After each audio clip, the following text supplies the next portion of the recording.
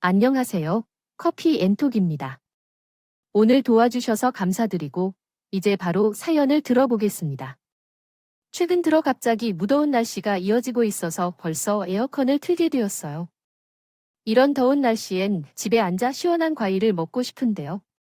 먼저 이야기를 시작하기 전에 간단하게 제 소개를 해야 할 것 같아요. 저는 30대 중반이고 여성이에요. 현재 전업주부지만 남편과 가정을 돕기 위해 전공을 살려 프리랜서로 집에서 일하고 있습니다. 제 사연을 다른 분들의 사연과 비교해 볼 때 대단하다고 생각하지 않았기 때문에 이렇게 글을 작성해서 보내도 되는 건가 하는 생각이 들어서 고민을 많이 했었지만요. 익명으로 보내도 상관없다고도 하고 제가 생각했을 때는 제 인생 처음으로 크게 날린 사이다 같은 이야기다 보니까 신나게 글을 한번 작성해 보려고 합니다. 이곳에 제가 작업을 사용하는 동서 갈등에 대한 이야기인데 일반적으로 같은 집안의 시집으로 사람들이기 때문에 동생과 사이 갈 때는 생겨나기 쉽지 않잖아요. 이번에 제가 이 문제를 겪다 보면서 이런 문제에서는 동생과 사이 갈등도 충분히 일상생활에서 경험할 수 있겠다는 생각이 들었어요. 우선 저는 친구의 소개로 처음 남편을 만나게 되었고 약 3년간 뜨거운 연애를 하다가 2년 전쯤에 시집을 온 적이 있어요. 사남매 중에 남편은 장남으로 있자 첫째이며 남동생 2명과 여동생 1명을 두고 있어요. 그래서 이제 책임감이 높아져서 남편은 앞에서 뭔가 하는 것을 좋아하더군요. 우리가 연애할 때 책임감이나 동생을 챙기는 모습을 보고 결혼 후에도 끝까지 가족을 챙기겠구나 하는 생각을 가지고 결혼을 결심했던 거예요. 하지만 실제로 결혼 후에는 남편의 이런 부분들이 오히려 단점이 되었어요. 그래서 신혼 때는 이 문제로 많이 싸우기도 했지만 큰 문제가 됐다고 하기에는 좀 그랬어요. 생각해 본 적이 없어요. 저에게 있어 큰 문제는 최근에 시집온 막내 도련님의 와이프, 즉 저에게는 막내 정서와 관련된 부분이었어요. 서로 떨어져서 멀리 거주한다고 해서 큰 문제가 될 수는 없겠지만 저희 시댁은 결혼을 하면 주변 동네에서 모여 살아야 한다는 약간의 압박이 존재가 있어요. 그래서 저는 시댁에 살지는 않지만 다들 5분 거리에 거주하고 있어서 정말 자주 만나야만 하는 편이에요. 이렇게 자주 만나다 보니 우리 시댁은 가족끼리 두루두루 친밀하게 지내며 어려움 없이 솔직하게 지내고 있어요. 평소에 시어머니, 아버지, 그리고 둘째 동생과는 주기적으로 만나서 데이트한다든지 도 종종 했었고 심지어 시어머니 앞에서 남편들을 흉도 쉽게 하는 편이거든요. 그래서 막내 동서가 들었을 때도 박연의 친동생처럼 잘 챙기고 잘 지내봐야겠다는 생각을 하면서 둘째 동서와 약간의 서프라이즈 선물도 준비했었는데 우리 생각과는 다르게 막내 동서는 첫인상이 약간 시크하고 틱틱대는 스타일이더군요. 어허, 그래도 둘째 동서랑 서는 막내 동서의 성격이 원래 그런가 보다. 혹은 시댁에 새로운 자라서 살한가 보다 하는 생각을 하면서 매우 오히려 더 잘 챙겨주고 잘 해주려고 했습니다. 그런데 막내 동서는 저와 둘째 동서의 마음 틈을 흘러가며 시댁에서 부여 식사를 하며 인터펑테이션 관련 오류가 있음. 별로고. 이런저런 대화를 할 때마다 은근히 아닌 듯한 식으로 나를 까내리더라고요. 예를 들어, 형님, 어머니께 이야기를 들어보니까 집에서 일을 하신다면 너무 부럽다. 그런데 집에서 일을 하면 소일거리 나 마찬가지인데 생활비는 넉넉하게 되세요. 아, 저는 대기업 회사를 다녀서 돈은 많은데 일이 너무 힘드네요. 이런 식으로 까내리더라고요. 특히 최근에 아이를 출산해서 집에서 재택근무를 하고 있는 둘째, 동서에게는 이런 식으로 이야기하더군요. 둘째, 형님은 재택근무 중이라고 했죠. 개인 사정으로 재금 많은 것들이면 월급도 있을 것 같아요. 줄어들었고 회사에서도 좋게 보이지 않는데 왜 그런 선택을 하셨어요? 형님, 우리 회사에는 그런 것이 없어요. 우리 회사는 대기업이라 내부에 어린이집이 있어서 일반 어린이들의 습관이 다르게 적응할 금액으로 애들을 보낼 수 있다고 하던데 그래서 나중에 애 낳으면 거기로 보낼 생각이에요. 형님도 조금 꼼꼼하게 차이를 봐서 선택하십시오. 하하, 아쉬워라라 말했어요. 처음에는 막내 동서가 잘 모르기도 하고 어색해서 분위기를 풀려고 막말을 하고 있다고 생각해서 눈치를 주려고도 했었는데 막내 동서가 눈치가 없는 것인지 아니면 일부러 그러는 것인지 알 수 없이 끊임없이 그런 행동을 했어요. 시어머니도 대기업 다니는 돈 많은 분이라 하더라고요. 며느리가 집안에 들어왔다고 막내 동생이 예뻐서 어쩔 줄 몰라 하며 막내 도련님은 결혼한 지 얼마 안 되었으니 잘못된 행동인 줄 알고 계실 텐데 따로 주의를 주거나 눈치를 주지 않았다. 옆에 앉아있는 둘째, 동생의 표정을 보니 막내 동생의 돌발 행동의 기분이 매우 나쁜 것처럼 보였다. 저도 막내 동생이 말한 것처럼 프리랜서라고 이야기하지만 하고 싶어도 아무나 할 수 없는 전문적인 일이고 요체가 운영하고 있는 사업체이다. 그래서 그렇게 돈이 궁하거나 하지는 않는다. 마찬가지로 둘째, 동생도 지금 재택근무를 하고 있어서 월급이 조금씩 늘어나고 있다. 줄어들었지만 막내 정소는 S끝까지 비교했을 때 훨씬 많은 돈을 벌고 있는 상황이어서 좋지 못한 소리를 들을 필요가 없었습니다. 저와 둘째 동서는 샤머니 난 아버지께서 모든 내용을 듣고 계셔서 막내 동서가 심하게 이야기를 하게 되면 당연히 주의를 주실 줄 알았지만 아무래도 막내 동서는 기도하고 대기업에서 일하며 용돈도 드리고 있어서 그냥 예쁜 며느리나 자랑스러운 며느리로만 생각하시게 되었습니다. 그래서 오히려 막내 동서에게 주의를 주려는 것보다는 먼저 시집온 어른들이 막내 동서에게 반찬도 주고 선생도 소개시켜주며 살뜰하게 챙겨주라는 말씀을 하시는 것 같았습니다. 그러다 아마도 시어머니와 시아버지께서는 막내 동서가 아무것도 하지 않아도 좋다고 예쁘다고 하시더군요. 막내 동서는 시간이 갈수록 고유한 태도가 높아져 갔구나 했어요. 시집에 간 지 얼마 되지 않았음에도 시아버지와 시어머니께서는 자신이 막내이고 주도적으로 행동하려 하는 모습을 보였어요. 저희는 처음에는 어떻게 됐든지 막내 동서도 가족이니까 따뜻하게 대해주고 같이 지내려고 노력했어요. 하지만 우리의 노력이 헛되게 된 듯하여 막내 동서는 부모님 앞에서는 양치로 행동하다가 추장의 영역을 점령하려 드나드는 듯한 모습을 보였어요. 뒤에서는 자신이 왕이 된 듯이 형님들을 쥐고 흔들리고 하더라고요. 예를 들어 저녁밥은 저와 둘째, 동생이 차렸는데 시봉님 앞에 상에 차리는 척하면서 허먼 이마 번님이 액체가 없어서 형님들이 시키는 대로 만들어 갔어요. 차린 것은 많지 않지만 맛있게 드세요. 이런 식으로 본인이 차리고 있는 척 양치짓을 하고 있었어요. 막내 동생인 동서가 머리가 좋다는 것을 느꼈는데 그냥 본인이 처음부터 끝까지 음식을 다 차렸다고 하면 당연히 시어머니와 시아버지는 저와 둘째, 동생이 요리를 많이 맡고 오셨고 솜씨를 정확하게 아시니까 믿지 않으실 것 같아요.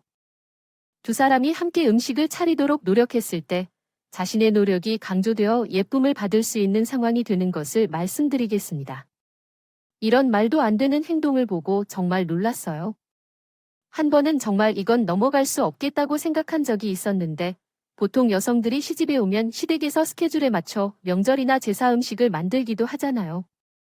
제가 지금 서는 기독교인은 하지만 시댁에 시집을 왔으니 조상들에게 절을 하거나 하지는 않더라도 마음으로 음식을 준비하고 있어요. 이 부분도 둘째, 동생도 마찬가지였고요. 제 시댁에서도 제사는 굉장히 중요하게 여겨져서요. 저와 둘째, 동생은 교통사고가 있었을 때도 그리고 바빠 눈꺼풀도 못 까딱하는 일이 있을 때도 막여히 다 쳐두고 시어머니 집으로 뛰어갔습니다. 이렇게 행동을 취했어요.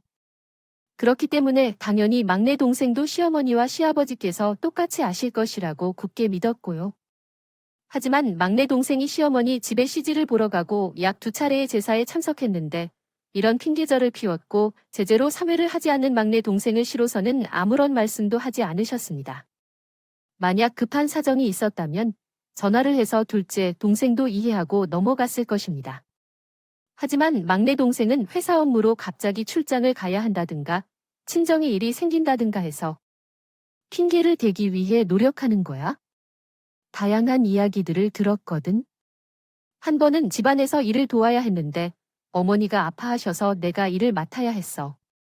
그렇게 해서 시어머니를 보러 나갔다가 마트에서 우연히 동생을 만났어. 그 어르신은 아주 건강해 보이시더라고. 그래서 너무 당황해서 사진을 찍어 넣었어. 또 한 번은 둘째, 동생과 거의 넘어질 뻔한 사고가 있었어. 그러더니 갑자기 예전에 거의 연락이 없던 막내 동생이 급하게 전화를 했어. 시댁에 시어머니의 친구들이 방문했는데 어떻게 대해야 할지 모르겠다며 도움을 요청하더라고. 그래서 둘째, 동생과 함께 도와주러 가야 했어.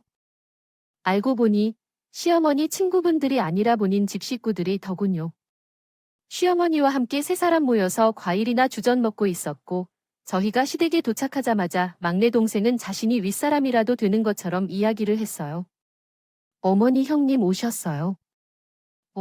저기 부엌에 우리 부모님이 좋아하시는 홍어 사왔는데요. 제가 냄새 때문에 손질을 못하겠다고요. 그리고 최근에 네일아트를 해서 지워지면 안 되니까 형님들이 대신 중해주세요 부탁해요. 어이가 없었어요. 시어머니는 이 모든 상황을 생중계로 보시면서 막내 동생으로 혼내시기 전에 오히려 놀랐습니다. 아기 큰 애야 베란다에 있는 사돈 어르신들이 4명 오셨는데 탕탕이 좀 같이 쳐서 갖고 오너라라고 하시면서 가정부처럼 행동하셨다고 합니다. 시어머니와 사돈 어르신이 함께 계셨을 때 막내 동생의 머리카락을 모조리 다 뜯고 싶은 욕구를 참았습니다. 그러나 시간이 지날수록 더 어려워지는 모습이었고 열심히 음식을 차리고 나서 막내 동서가 다가와서 음식을 검사하면서 형, 이 미턱이라고 하더군요. 집안일이나 회사 생활도 위아래가 청결해야 하는데 어르신들께 드실 음식을 이렇게 세팅하면 안 된다는 생각이 들었습니다. 역시 대기업도 아닌 사람이랑 차이가 난다니까 라며 다시 해달라고 지시하셨습니다. 한국어 문법 형식에 맞추어 수정한 것은 다음과 같습니다. 했어요. 다른 사람들 앞에서 자신이 윗사람인 줄 알지 못한 척을 했다. 어찌어찌해서 사든 어르신과 시어머니와의 식사를 마무리했지만 화가 가라앉지 않았어요. 그래서 이 사건 이후로 어떻게든 툭같이 갚아주리라는 생각을 하게 됐어요. 둘째, 동생도 웬만한 것이 좋은 것이라는 선한 성격을 가지고 있다 보니 아무리 화가 나는 상황이라도 그냥 넘어가려고 노력합니다. 하지만 눈앞에 펼쳐진 막내 동생의 대단한 돌발 행동으로 인해 화가 많이 났습니다. 그러니 이제는 한 번은 사과 형님으로서 막내 정수에게 너무 한 것 아닌가 생각해 보게 되었어요. 우리가 따로 불러서 확실하게 채민 것은 도움을 주고 지도해준다는 것이 좋지 않겠어요? 매번 우리가 상급자인 사람들도 시어머니 앞에서 계속해서 행동을 깎아내고 뒤에서는 우리를 대놓고 무시하는 것 외에도 우리에게 일을 시키려 하면서 서로 다른 핑계를 대는 것뿐만이 아니라 일을 꺼리고 속임수를 쓰곤 해요. 이게 한계라면 우리의 의견을 더 이상 말하지 않을 거예요. 오늘은 제 부모님이 모셔두시고 우리를 가정부처럼 대해주셨어요. 제 일기가 없다는 것은 어떤 직분이나 아니고 정말 참을 수 없어요. 저도 이번에 막내 동생을 가족으로 받아들이면서 이런 불편함이 많았고요. 매번 도를 넘는 행동에 참을 수 없어서 생각해 본 적이 있습니다. 특히 현재는 샤머니 오시면서 아버지께서 막내 동생을 너무 사랑해 하시는 상황이라서 따로 말씀드리는 것도 바람직하지 않을 것 같다는 생각이 들었습니다. 그래서 고민 끝에 저와 둘째, 동생은 시부모님과 함께 막내 동생을 커피숍에 모시고 평소 잘못된 행동에 대해 상세히 이야기하고 주의를 주기로 결심했습니다. 저도 둘째, 동생도 따로 부르지 않고 얘기하는데 막내 동생도 긍정적으로 받아들이고 문제를 해결하려는 노력을 기대했는데 오히려 자신의 실수를 모르고 적반하장으로 나왔어요. 저희 둘의 이야기를 가만히 듣고 있던 막내 동생은 모르쇠로 일관하며 형님들이 무슨 말씀을 하시는지 제가 전혀 모르게 뭐가 틀린 건지 잘못한 것인지 알겠지도 않은 상황이었어요. 저는 없는 이야기를 치울 때 시아버지와 시어머니 앞에서 형님들께는 요즘 편안하게 집에서 일하시니 오히려 부럽다고 이야기했을 뿐이었는데 이게 얼마나 잘못된 일인지요. 또한 제사 때는 일부러 그렇게 한 것도 아니고 바쁠 때라 빠졌을지도 모르지요. 부모님을 내세워놓고 자랑하는 건 아니고 시어머니께서 한 번 모시는 자리를 마련하자 하셔서 부른 것이었어요.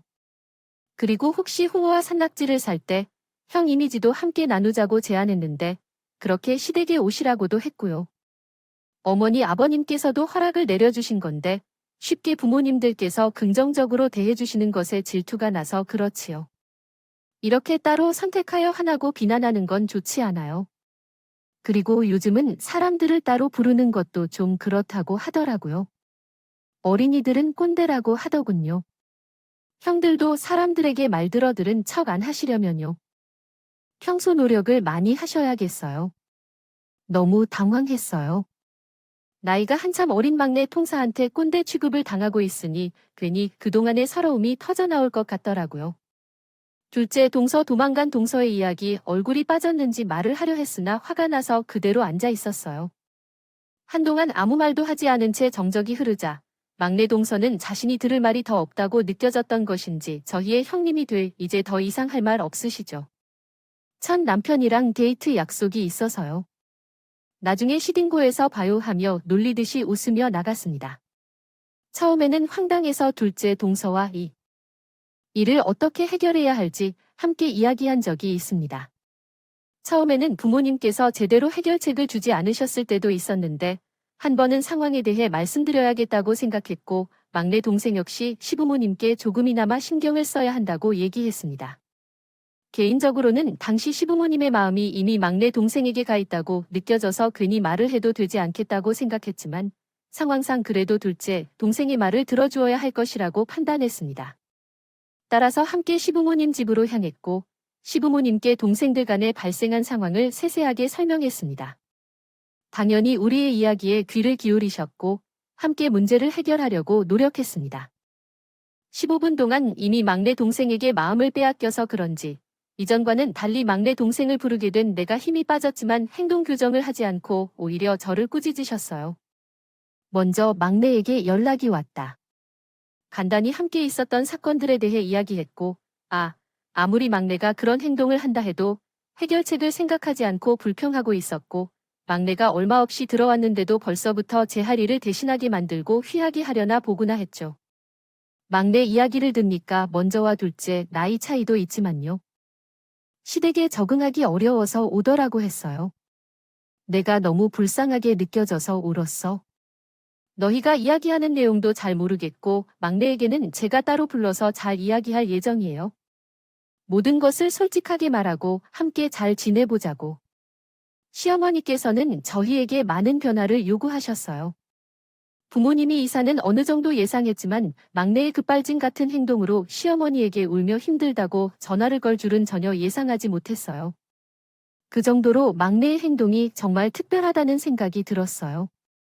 이 사건이 일어난 후 막내는 부모님의 힘을 뒷받침 받으려고 했어요. 엄마는 찾아가 실망시키지 않게 순종하자 점점 더 무리한 행동을 하고 있었어요. 이제는 시어머니께서 한 가지 일을 부탁해도 고지식하게 우리를 이용하고 그게 부족한 게 아니라 집에 반찬을 준비해 놓으면 자주 놀러 오는 것처럼 심히 안정하게 이야기도 하지 않고 가져가곤 했어요. 주류를 마시는 대기업에 다녀오는 게 대단한 일인지 알고 그 월급이 얼마나 많은지는 몰라도 예의를 중시하는 한국 사회에서 막내 동서가 얼마나 잘 살아남을 수 있을지 걱정되었습니다. 그리고 막내 동서의 코앞에 다가온 시기도 그렇게 오래 지나지 않았을 때 둘째 동서에게 막내 동서에 대한 사건이 발생해서 재택근무로 사용할 수 있는 시간을 다 채우게 되었는데요. 그래서 재택근무를 더 원하더라도 그것이 불가능한 상황이어서 결국 출산 후 아이가 어린이집에 입학할 때까지 대신 동서의 친정에 맡기기로 하고 회사로 다시 출근하게 되었다고 했어요. 그러나 이곳에서 흥겹게 발전하는 일이 있었습니다. 둘째 동서의 경우 막내 동생이 계속해서 우리를 칭찬하고 예전에 근무했던 대기업 자회사의 마케팅 팀장으로 일하던 동안 쌓았던 경험에 대해서 이야기하던 중이었습니다. 그러나 재택근무 기간이 끝나면서 후배가 원래의 자리에 승진하게 되었고 둘째 동서는 막내 동생인 동서가 근무하는 회사에서 오는 요청을 통해 마케팅 부서로 승진을 하게 되었다고 전해졌습니다. 이전까지 막내 동서의 회사에 대해 알고 있었으나 그만큼 회사가 크다는 것에 대해 크게 신경 쓰지 않았다고 합니다. 당연히 막내 동서에게도 회사를 바꿨다는 이야기는 전하지 않았습니다.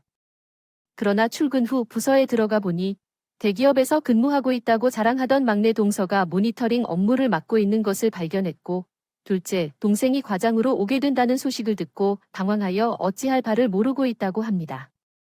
둘째 동생인 동서도 같은 생각을 하지 않을까요?